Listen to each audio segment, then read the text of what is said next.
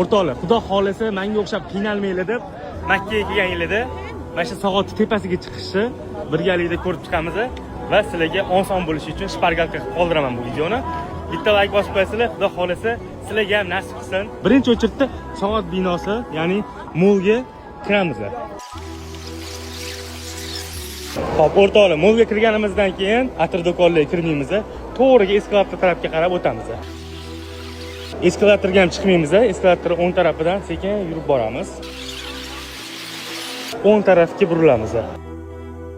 Mana bu yerda ko'rib turganinglardek Clock Tower muzey bor. Ana o'shanga borsanglar, bez o'chirt P9 ga olib chiqadi. P9 ga chiqamiz. Chiqasizlar, to'g'riga yurasizlar.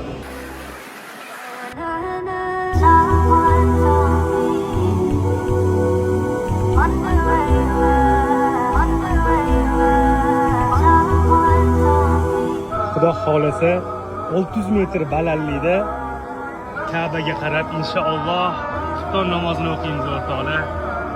Shunaqa xursand bo'lib ketyapman, akalar. Shunaqa xursand bo'lib ketyapman. Inshaalloh hammangizga nasib qilsin. Oilaviy kelib, yaqin o'rtoqlaringiz bilan kelib, mana shunaqa Ka'baga 600 metr balandlikdan Sag'ot tagida xufton namozini o'qish akalar. Inshaalloh.